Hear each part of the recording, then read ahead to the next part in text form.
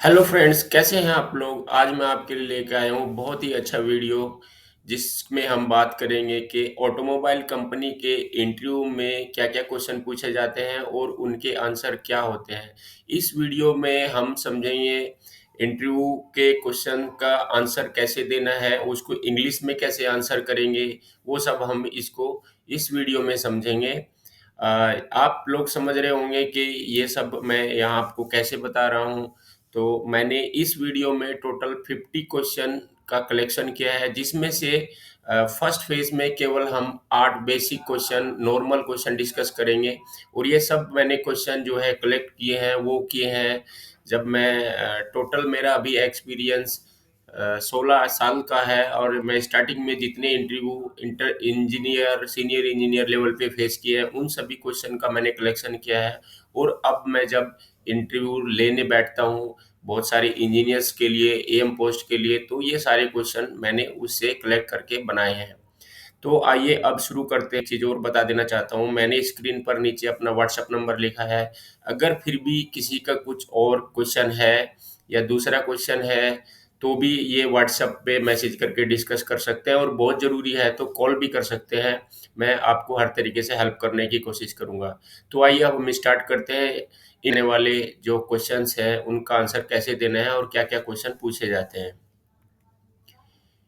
सबसे पहले क्वेश्चन आता है व्हाट अबाउट योरसेल्फ। ये एक बहुत बेसिक क्वेश्चन है जो हर इंटरव्यू में पूछा जाता है। यहाँ पे हमें बताना होगा अपने बारे में। कैसे हम बताएंगे, कैसे इस क्वेश्चन का जवाब देंगे कि सामने वाला आपका जो इंटरव्यूअर है वो आपके बात से इम्प्रेस हो। और आपके इस इंट्रोडक्शन में आप कहाँ के रहने वाले हैं, आपका क्वालिफिकेशन क्या है, आपके स्ट्रॉन्ग पॉइंट क्या है और आपके short term long term goal क्या है, वो सब इसमें आना चाहिए। तो इस क्वेश्चन का आंसर कैसे देंगे वो मैं अभी आपको यहाँ पे बताता हूँ। Good morning sir, this is my pleasure to introduce me in front of you. My name is Neeraj Tomar. I am 32 year old. My living in Bhiwadi. Four family members. I have done MBA in Operation Stream from Symbiosis University in 2016. Now I got 10-year experience in automobile MNC company. My strength are I am hardworking, new thought creator, and self-motivated person. My hobbies are reading new books, watching motivational video, and give help to others. My short-term goal is to be working in reputed company, and long-term goal is to get higher post in same reputed company. और अब बात करते हैं question number 2 की। Question number 2, how to know about this job. इस question में आपको interviewer पूछ रहा है कि आपको इस जॉब के बारे में कैसे पता चला। तो यहाँ आपको बताना बहुत ज़रूरी है। ये अपने आप में बहुत इंपॉर्टेंट क्वेश्चन है। आपको यहाँ पे क्या रेफरेंस देना है, आपको इस जॉब के बारे में कहाँ से पता चला, आपके किसी फ्रेंड्स ने बताया है या प्लेसमेंट सेल से आपको पता चला है। तो यहाँ पे वो जवाब देना है। और ये एक इम्पोर्टेंट क्वेश्चन है, जैसे I know about this job by help of my friend who is working in your company in production department as a shift incharge. तो यहाँ पे जहाँ से आपको जिस रिसोर्स से आपको इस जॉब के बारे में पता चला उसके बारे में बताना है। आगे चलते हैं, अब बात करते हैं क्वेश्चन नंबर 3 की। Why you want to leave current job. ये एक की बहुत ही कॉमन क्वेश्चन है और यहीं पे ज़्यादा से लड़के गलती करते हैं और बोलते हैं कि हमें अपने करियर में ग्रोथ चाहिए इसलिए अब हम जॉब चेंज करना चाहते हैं और मैं आगे बढ़ना चाहता हूँ इसलिए जॉब चेंज करना चाहते हैं। ऐसा कोई भी आंसर नहीं देना है, ये आंसर ठीक नहीं है। और क्या आंसर देना है उसको यहाँ पे समझेंगे। Not a very specific reason to leave my current job. I am very happy with my job. Just I want to learn more thing like some new technology, and I want to working in MNC automobile company. यहाँ पे आपको positively answer देना है कि मैं जहाँ पे काम कर रहा हूँ मैं वहाँ पे भी खुश हूँ, लेकिन मैं केवल आपकी कंपनी में इसलिए आना चाहता हूँ कि कुछ नई नई चीज़ें सीखूँ, कुछ नई टेक्नोलॉजी सीखूँ। और अगर आप नॉन ऑटोमोबाइल में हैं तो आप ये बोल सकते हैं कि मैं ऑटोमोबाइल कंपनी में एमएनसी ऑटोमोबाइल कंपनी में काम करना चाहता हूँ, इसलिए मैं जो है आपकी कंपनी में जॉब करने में इंटरेस्टेड हूँ। अदरवाइज मैं अब जहाँ पे जॉब कर रहा हूँ I am very happy with my job. इसको पॉजिटिवली तरीके से समझाना है और इसका आंसर देना है। आगे चलते हैं, अब बात आती है क्वेश्चन नंबर 4 की। क्वेश्चन नंबर 4 में बात करेंगे what is your current job profile. इस क्वेश्चन में आपको जहाँ आप वर्किंग है, जिस कंपनी में वर्किंग है, वहाँ पे आप क्या-क्या चीज़ें करते हैं, क्या-क्या एक्टिविटी करते हैं, उसके बारे में बताना, अपने जॉब के बारे में बताना है। यहाँ पे बात करेंगे my current job profile is working as a shift in charge and doing below jobs, जैसे मैनपावर यूटिलाइजेशन है, आरबी एनालिसिस, आरबी होता है रेड बिन एनालिसिस, आरबी एनालिसिस है action plan for in process rejection, and next is cycle time reduction, cycle time improvement भी हम बोल सकते हैं। पार्टिसिपेट इन क्वालिटी सर्किल, अगर आप क्वालिटी सर्किल में पार्टिसिपेट करते हैं तो वो यहाँ पे बता सकते हैं। Trouble shooting with defect analysis, हम यहाँ पे ट्रबल शूटिंग करते हैं डिफेक्ट को एनालिसिस करने के बाद में, ऐसे ही ट्रबल शूटिंग नहीं करते, एनालिसिस करके हम लोग उसका जो है सॉल्यूशन निकालते हैं। ये आप अपने जॉब प्रोफाइल के बारे में आप अगर जो भी करते हैं वो इसमें यहाँ पे इस तरीके से आप अपने इंटरव्यूअर को बता सकते हैं। बात आती है क्वेश्चन नंबर 5 की, व्हाट इज योर स्ट्रेंथ। ये बहुत ही अच्छा पॉइंट है, बहुत अच्छी चीज़ें हैं, आपकी क्या क्या अच्छाई है वो यहाँ पे आपको बतानी है। जैसे कि my strength are I am hard working person, मैं एक बहुत मेहनती आदमी हूँ, मैं बहुत एक मेहनती पर्सन हूँ।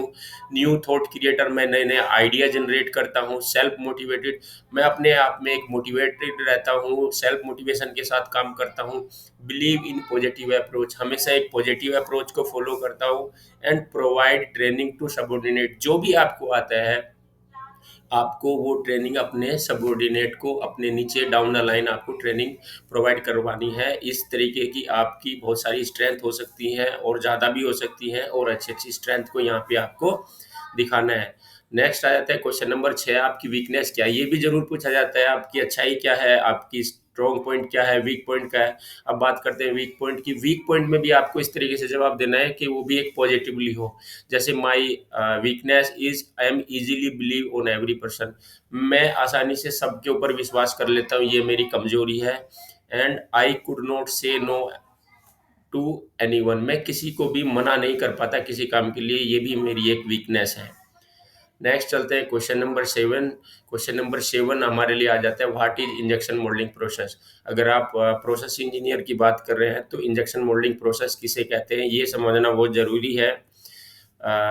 आंसर में अगर हम बात करेंगे, injection moulding is a manufacturing process that uses a machine to inject molted plastic material or other materials into mold to create a component, to create a part. It is a popular method to mass production part including automobile and household product। ये एक injection moulding एक ऐसा process है जिसमें हम molted plastic material को mould के अंदर इंजेक्ट करके कंपोनेंट को तैयार करते हैं। और ये एक बहुत पॉपुलर मेथड है जो बहुत मास प्रोडक्शन में हम लोग यूज करते हैं इसे। ऑटोमोबाइल के द्वारा हम इंजेक्शन मोल्डिंग ऑटोमोबाइल प्रोडक्ट भी बना सकते हैं और हाउस होल्ड प्रोडक्ट भी बना सकते हैं। फाइनली क्वेश्चन नंबर 8 की बारी आती है, what is ppm in manufacturing process. Ppm क्या है, ये भी मोस्ट आस्किंग क्वेश्चन है, बहुत बार पूछा जाता है।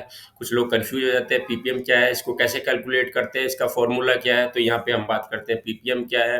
पीपीएम स्टैंड फॉर पार्ट पर मिलियन, पार्ट पर million. It is a measure of the number of defect पर 1 million units. 1 million part produce करने में कितने डिफेक्टिव पार्ट हमने प्रोड्यूस किए, उसको पीपीएम बोलते हैं। PPM provide a standard way to evaluate the defect rate, किस डिफेक्ट रेट से हम डिफेक्ट प्रोड्यूस करते हैं, ये एक स्टैंडर्डाइज मेथड है।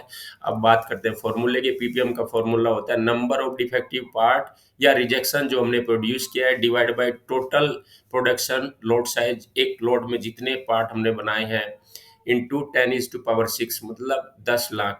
तो इस प्रकार हम पीपीएम कैलकुलेट कर सकते हैं। इस प्रकार हमने फेज फर्स्ट में टोटल 8 बेसिक क्वेश्चन लिए, और अब हम पार्ट 2 और 3 में बाकी के बचे हुए क्वेश्चन लेंगे। वो सारे टेक्निकल क्वेश्चन होंगे, टेक्निकल आंसर उनका आपको बताने की कोशिश करेंगे। उम्मीद करता हूँ आपको ये अच्छी लगी होगी वीडियो, अच्छा समझ में आया है तो लाइक एंड सब्सक्राइब कीजिए।